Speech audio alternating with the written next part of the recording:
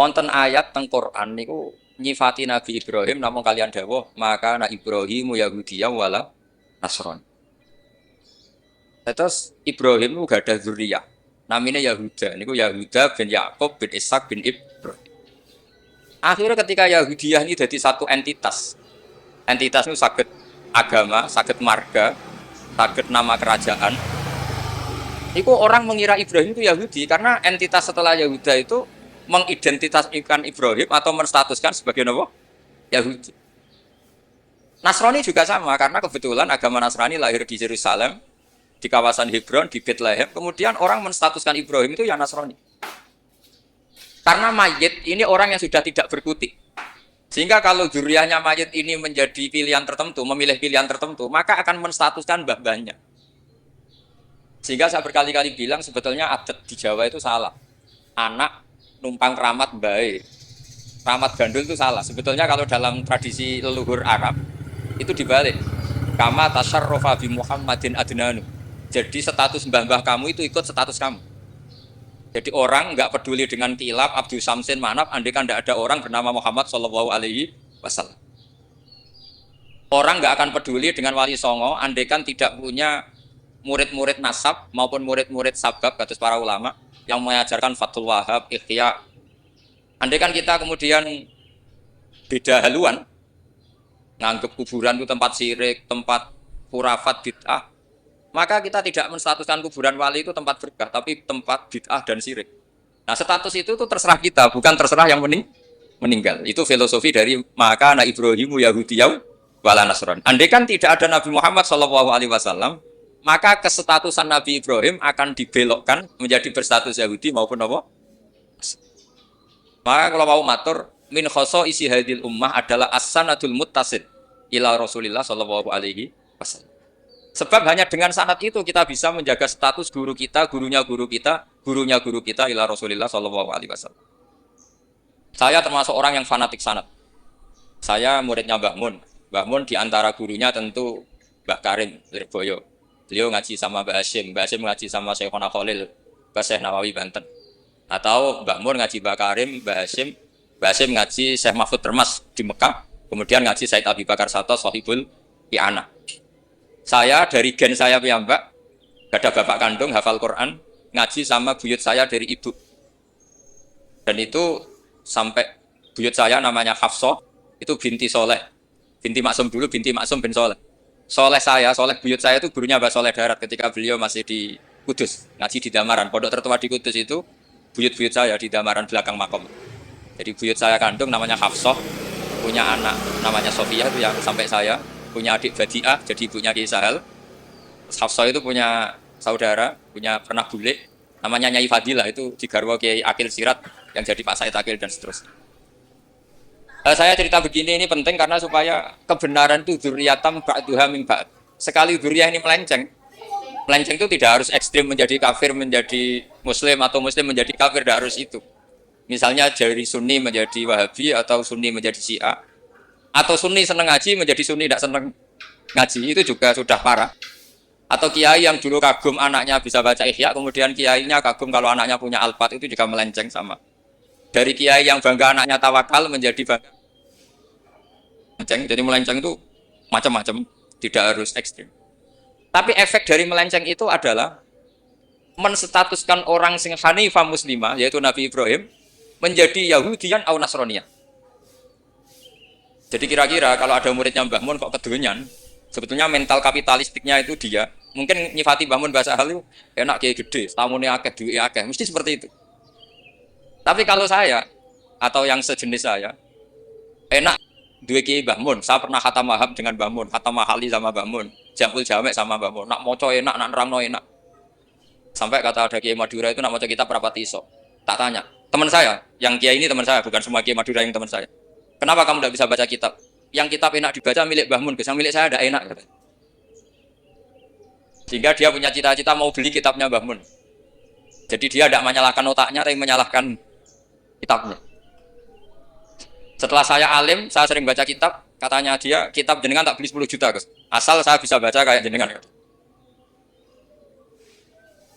Khawatir saya masalah sanad itu, saya ulang lagi masalah sanad. Saya punya kitab banyak karangannya Mbah Hasyim Asy'ari karena saya punya tulisan banyak tentang Mbah Hasyim. Mungkin bahkan yang belum didokumen oleh keluarganya karena Mbah Hasyim dulu teman akrab buyut saya namanya Raden Fauzan. Fauzan itu bin Maksum. Itu ketika kitab-kitab dulu itu silih-silihan karena dulu beli kitab itu mahal. Dulu buyut saya dari ibu itu dibelikan kitab buyut saya dari bapak. Itu belikan ithaf. Itu sampai jual sapi. Saking mahalnya kitab. Sehingga saya masih ingat Mbah Sahal itu kalau belajar di geladak saya, itu tafsir Bedawi itu ada tulisannya Mbah Mufid, ada tulisannya Ki Zubaidi, terakhir dipakai Ki Sahal Mahfud. Jadi satu kitab dipakai sekian apa? Generasi, saking susahnya apa? Kitab. Terus dulu orang belajar itu ya serius. Qara'tu ala syekh. Jadi dulu itu murid baca di depan kiai, kemudian dibenarkan atau disalahkan. Sekarang enggak. Kiainya baca, muridnya ngantuk, omongan sendiri. Terus dengan bangganya merasa saya ini muridnya Mbah Mun, muridnya Gus Baha. Itu innalillahi wa inna ilaihi raji'un. Itu enggak benar seperti itu. Karena dia sebetulnya tidak mustakil. Kecelakaannya lagi, metode pelatihan bahasa Inggris, bahasa asing itu pakai metodenya ulama dulu. Orang kalau kursus Inggris itu dilatih disuruh ngomong. Sampai aksennya Inggris, konversasinya gaya Inggris. Sehingga mereka pinter. Itu metode kita. Dulu nggak ada guru bacakan murid, itu udah ada murid bacakan guru. Makanya kenangannya Imam Syafi'i, qara'tu ala Malik al-Muwatta. Saya membaca Muwatta di depan Imam Malik. Sehingga murid pinter apa goblok ini gurunya tahu. Nanti kalau bacanya benar terus disahkan jadi kiai. Sekarang enggak. Ngaji terus, ambil rokokan, ambil omong-omongan tetap jadi kiai. Padahal kiainya saja enggak tahu dia pinter, enggak aja enggak tahu. Nah ini termasuk sanad yang mungkotek. Makanya saya ini nyesal senyesal-nyesalnya. Di tradisi pesantren sekarang ngaji sorogan itu jarang. Saya alhamdulillah sampai sekarang masih ada beberapa santri yang ngaji sorogan mahali sama saya. Termasuk beberapa Gus Sarang masih sorogan sama saya. Karena Mbah Mun itu gak mau ngasih sanad kecuali sorogan. Jadi dulu saya ngaji sama Mbah Mun, cucu kandungnya Mbah Mun mau sanad mahali gak langsung Mbah Mun, harus lewat saya karena Mbah Mun sudah tidak sorogan mahali karena sudah sepuh. Nah pentingnya sorogan itu orang mustakil, murid ini mustakil, bacanya apa ini mustakil. Jangan sampai ngalami misalnya ada murid tanya, Gus walam tarjiman itu maknanya apa? Saya yang kecelok orang alim saja nggak tahu maknanya lam tarjiman. Setelah tak lihat ternyata di bab khed walam tarodaman dia baca langsung lam tarjiman. Ya bingung. Kok saya sampai madatul kalimah dari apa, mustaknya apa, soroknya. Akhirnya saya coba kitabnya tak lihat ternyata walam tarodaman dia bacanya langsung lam tarjiman. Itu banyak sekali. Nah makanya saya mohon di dukun ini orang-orang yang alim atau ustadz alim itu harus tetap ada tradisi ngaji sorogan, terutama bagi khiyaru ahli, orang-orang pilihan. Dulu sahabat ngaji Rasulullah Quran itu ya sahabat yang baca. Dulu saya ngaji Quran, setor Quran min awali hatta akhiri ya saya yang baca. Beberapa kali saya baca kitab di depan Mbah Mun, di depan Gus-gus, di depan kiai-kiai saya. Jika kiai dulu itu tahu ini sudah alim, ini belum, ini setengah alim, ini setengah waras, ini tidak waras, itu tahu. Karena kelihatan sekali, tingkat naifnya itu kelihatan sekali. Misalnya ada anak baca misalnya begini, An Abdillahi bin Amrin. Itu gurunya pasti tahu. Locong kok Amrin ada wawunya, berarti benar. Misalnya An Abdillahi bin Umaro. Itu gurunya langsung tahu. Nah sekarang itu enggak. Murid itu hanya mendengarkan, sehingga kadang-kadang ada orang itu baca Ibnu Ubay bin Ka'ab, itu dibaca Ibnu Abi, anaknya bapak ini sunrak kowe cung. Jadi ini kecelakaan seperti ini nggak boleh terjadi. Ada lagi murid yang tanya gini, ini setengah pinter tapi ya setengah goblok. Saya pernah sorogan fikih ditanya, tidak boleh nikahi zaujatul ab. Saya ulang lagi ya, wala tangkihu manakaha abaukum minan nisa illa ma salaf. Tidak boleh menikahi istrinya bapak. Itu orang Jawa langsung protes, Gus, bojone bapak arak ibuku. Itu setengah pinter, setengah goblok. Setengah pinter karena di Jawa rata-rata orang itu istrinya satu. Artinya kalau bojone bapak, ya mesti ibunya dia. Tapi kalau dibaca di Arab, wong Arab itu kan bojone papat, sing telu gonta-ganti, sehingga bapaknya ini kadang pernah nikah sampai 10 orang. Paham ya? Orang Arab, mungkin orang Jawa Timur ya rodok Arab. Banyak kiai yang istrinya ada satu kan. Nah sebetulnya orang Jawa Timur yang paling tidak eskal karena saya ulang lagi ya. Sehingga dia tanya, Gus, bojone bapak itu ora ibu. Mosok wong kok dilarang kawin bojone? Pak, yo mesti wae ra bakal wong bojone bapak iku ibu. Dia protes, kenapa harus Dilarang, wong arwan nggak mungkin terjadi. Saat terang. Kalau orang Arab kan mungkin, yaitu bojone bapak satu ibu kamu, dua Sri, terus Wahyuni atau siapa. Ini orang yang pernah dinikahi bapak kamu itu haram kamu nikah. Nah berhubung dia orang Jawa, bojone bapak itu mesti ibu, karena ibu istrinya jatuh. Nah itu setengah pinter setengah goblok. Setengah pinternya bisa bantah, agak cerdas lah, bisa usul gitu. Setengah gobloknya itu sebetulnya ketika dengan ibunya itu bahasa Arabnya bukan zaujatul ab tapi ummuka. Kamu tidak boleh menikahi ummuka. Jadi bukan dimasukkan zaujatu abik. Jadi kalau dalam bahasa fikih itu status yang dipakai status terdekat. Jadi misalnya saya menghukumi ibu saya ya ummi itu ibu saya. Tapi ketika istrinya bapak yang lain harus distatuskan zaujatu abika. Itu tidak bisa. Kalau orang nggak sorogan itu tidak bisa. Nah, kalau orang-orang NU, orang-orang pesantren saja sudah ada alim, apalagi yang di luar kita. Karena tadi, sanad ini sudah mulai mengkota, ini sudah agak kecelakaan betul.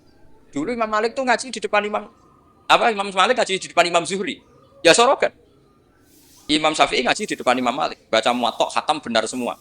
Terus qad ana laka antuftiya, ana itu sudah saatnya kamu iftah. Karena baca min awali hatta akhiri benar semua.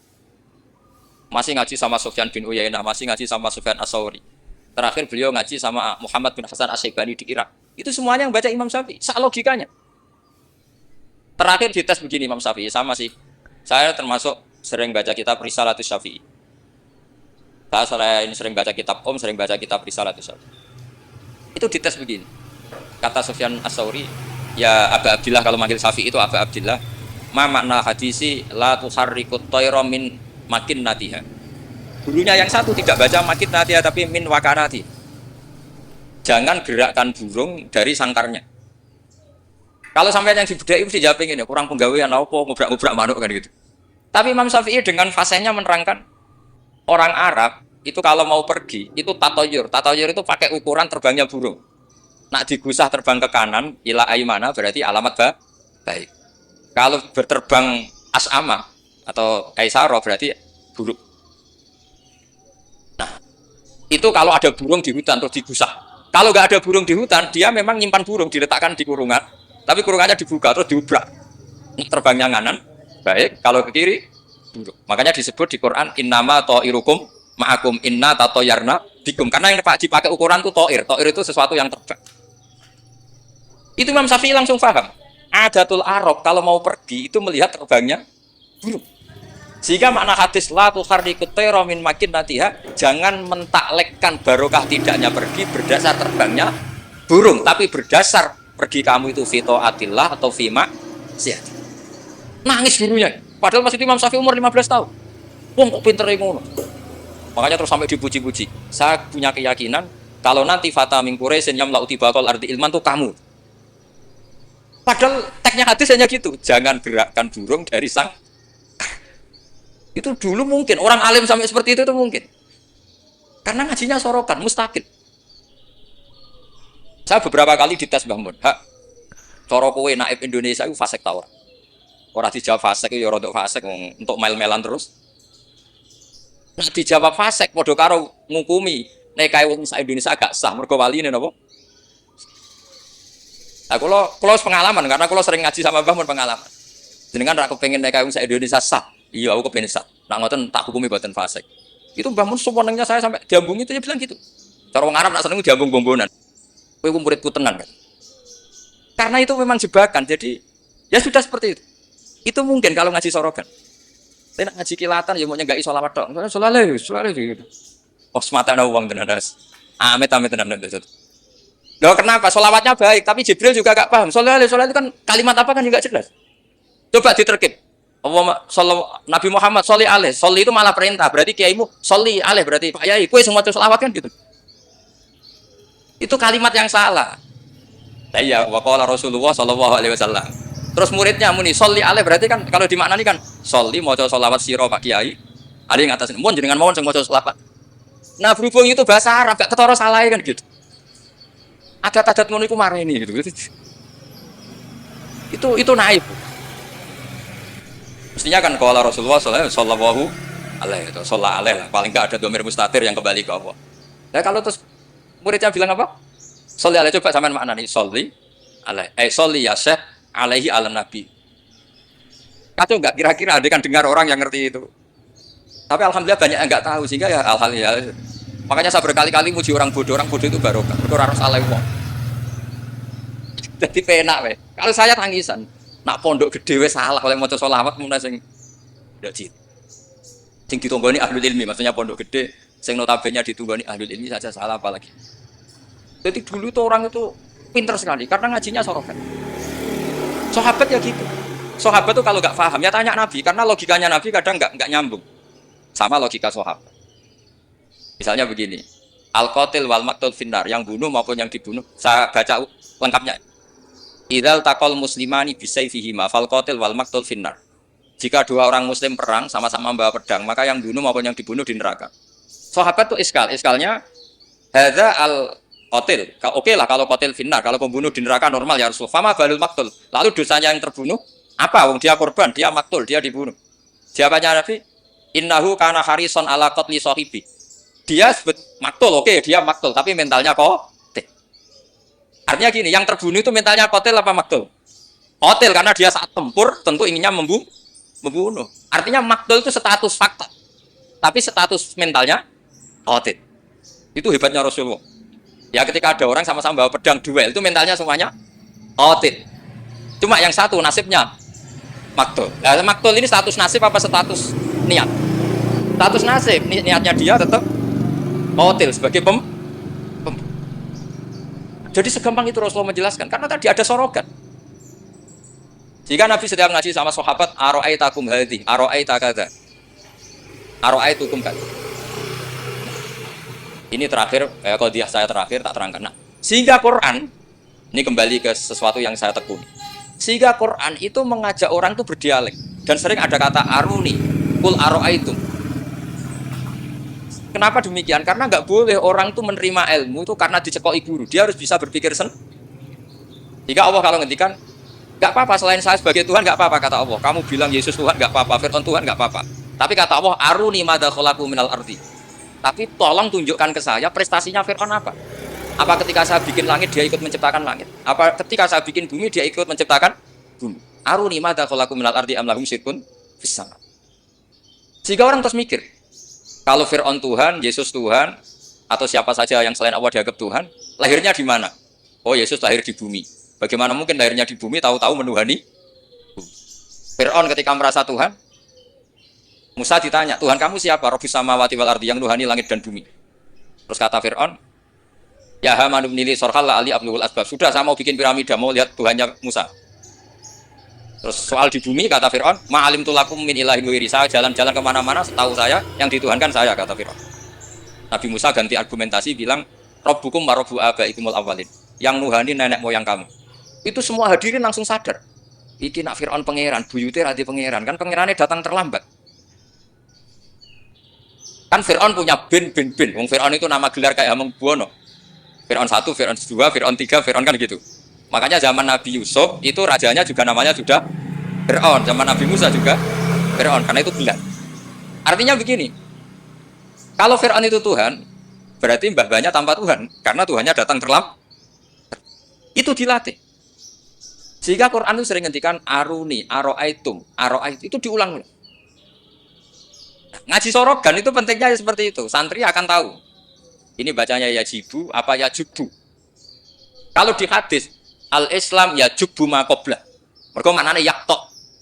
Jadi ketika ada seorang sahabat lama sekali kafir dulu, ketika Islam dia ngeluh, ya Rasulullah setelah saya Islam apa dosa saya zaman jahiliyah diampuni. Terus Nabi ngendikan al-Islamu yajubu ma qabla. Itu bacanya bukan yajibu tapi apa? Yajubu yaktok. Nah kalau pas ini kamu baca yajibu kan? Al-Islamu te Islam yajibu. Pusing kamu. Itu kalau nggak sorokan nggak bisa. Jadi saya mohonlah sanad ini nggak boleh hilang karena yang punya khazanah kealiman itu kita itu maksudnya pesantren. Kalau kita saja tidak alim, apalagi di luaran kita. Ini bukan urusan suudzon atau menstigmasi enggak. Yang menyediakan itu kita. Di luar kita malah pakai terjemah, pakai paling KHI lah, kompilasi hukum Islam. Yang masih pakai teks Ihya Fathul Wahab itu kita. Karena Fathul Wahab Ihya dikerdusi nganti sawangan. Ya ini dhewe maca terjemahan. Ngaji ini nganggo laptop amen ngincang-ngincang perkara ndelok terjemah. Sinalillah wa inna ilaihi raji'un. Itu bukan apa-apa, sebenarnya orang nggak alim itu tidak apa-apa, ada dosa. Tapi kan masalahnya sing alim ta yo gayane kok wong alim. Itu sebenarnya masalah kan itu. Orang aku bodoh kan yo ora gelem kan. Dulu itu tidak seperti itu. Sehingga Nabi Ismail misalnya, Nabi Ibrahim itu nabi. Nabi itu diperintah Allah mesti benarnya. Ini arafil manami anni atbahuka. Saya bermimpi, mimpi anbiya adalah wahyu, bahwa saya disuruh nyembelih kamu. Apa kata Nabi Ibrahim? Fangdur mata taro. Lalu menurut pendapat kamu gimana? Karena mulai dulu enggak. Jadi tradisi di kampus dua arah, mahasiswa disuruh mikir, disuruh cerdas. Itu dulu kita sebelum ada kampus itu para nabi sudah punya tradisi murid itu mustaqil bil fikr. Murid bisa mikir sen. Fangdur mata taro. Menurut pendapat kamu gimana Ismail?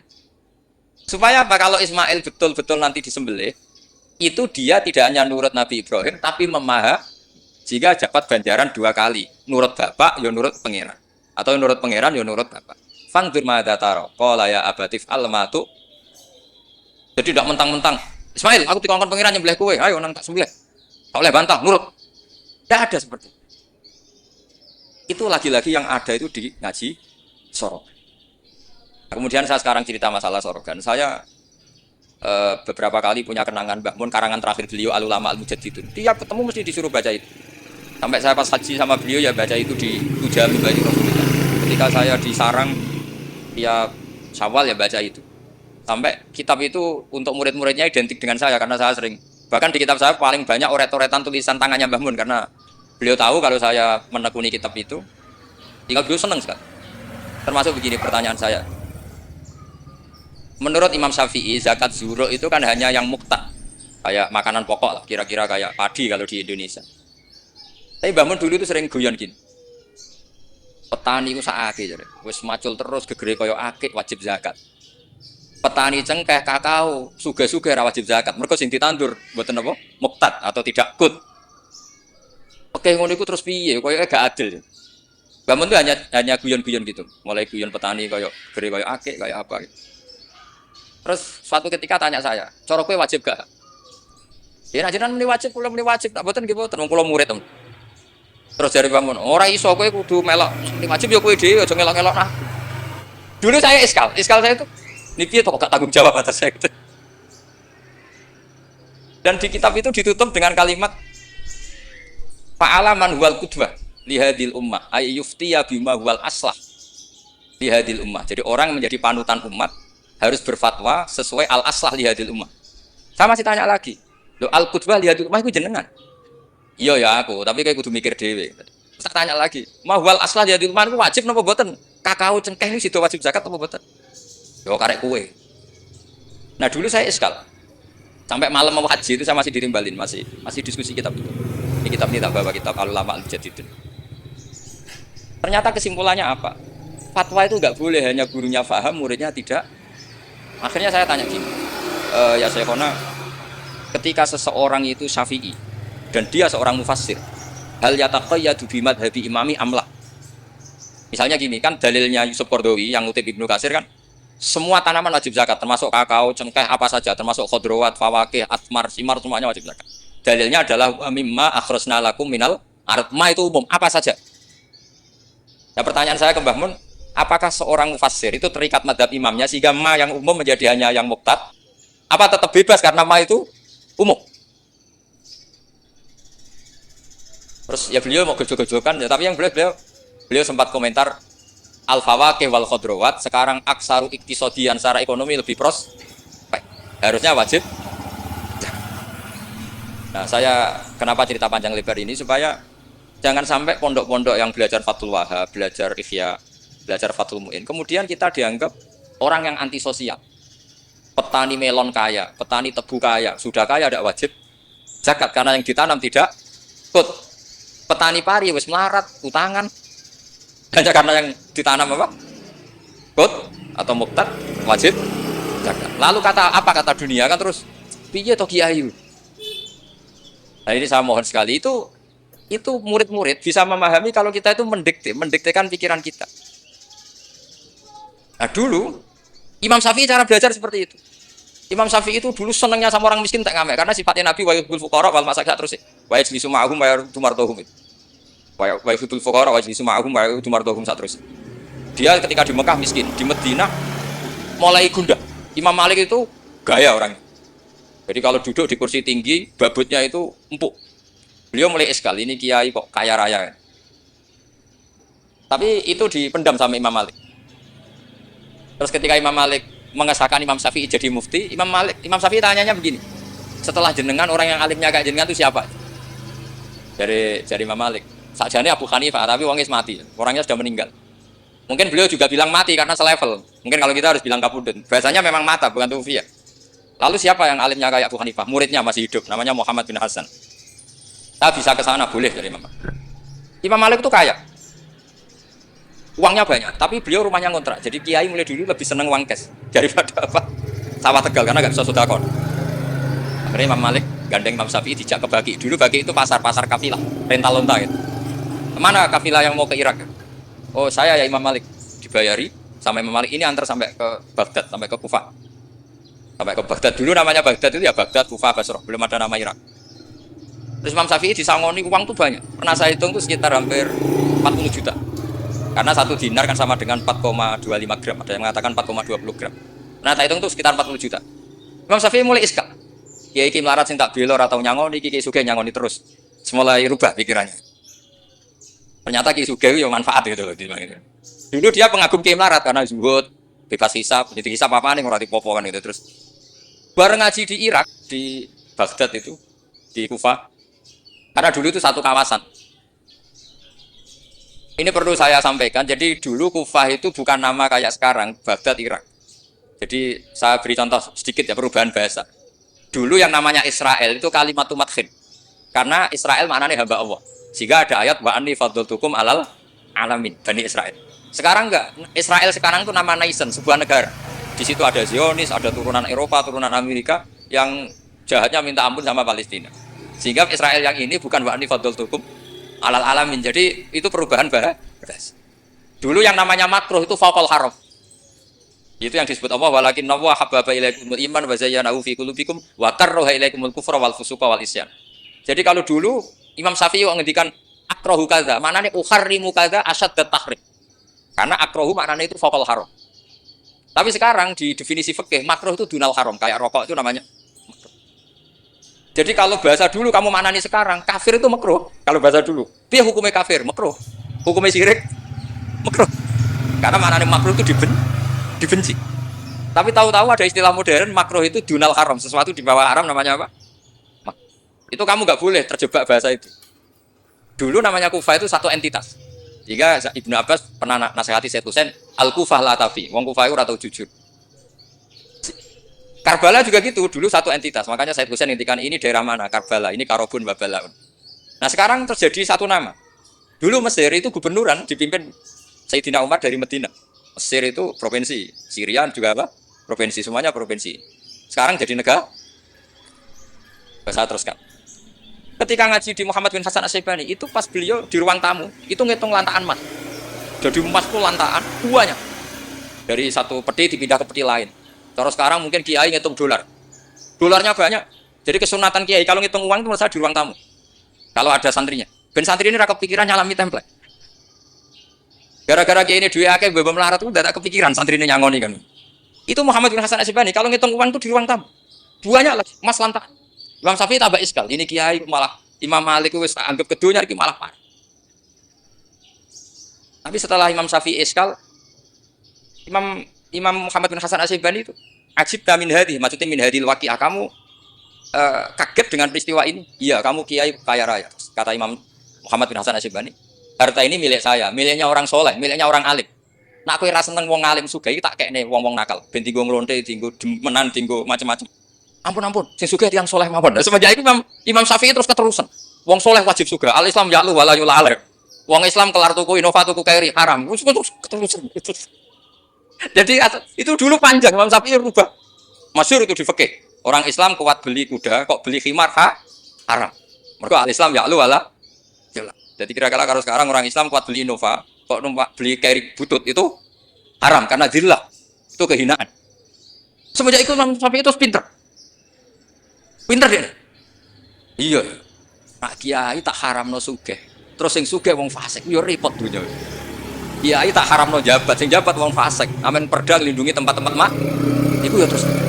Nah, sanad itu sampai Imam Ghazali. Termasuk yang tak baca Kak saya ketika bela bangun Al-Intisar lima dzaifi Syaihina itu saya bela di antara adalah ulama harus punya pangkat supaya otoritas itu dimiliki orang soleh. Terus wa amal izu wal jafa bihi ma yatqal insan nafsi abdul terusnya. Ada yang baca fabihi, kalau fabihi ya domirnya mufrad. Semenjak itu kakak saya pernah wakil bupati. Keroba pernah bupati. Gus Yasin putra Mbah Mun wakil gubernur. Itu panjang, sanad pemikiran seperti itu tuh panjang. Kalau kiai tidak boleh jabat ya biar yang jabat orang fasik. Nanti perdanya menguntungkan ahlul fiqih. Dan seterusnya dan itu ulama dulu bisa menerangkan dan memahamkan pada murid-muridnya karena ngajinya soro. Sekarang enggak ngaji ya kayak seperti ini. Makanya saya diundang itu termasuk kiai paling sulit diundang. Gus masyhur. Andai kan Kiai Roba datang ke saya sendiri mungkin saya datang. Wes tenang yakin sudah datang. Saya itu hanya mau datang ke pernah sepuh. Ternyata pernah sepuh ya banyak jadi wah mata wong itu. Saya nanti itu ke Kiai siapa itu? Kiai Jamal itu kan iparnya Basal itu sepupunya Mbah saya. Mbah Jamal itu abahnya Gus Rosin. Saya tiap bulan kan ngajar di pondoknya Mbah Sahal karena memang sepupunya Mbah saya. Kemarin di Termas. Jadi pernah sepuh ternyata banyak.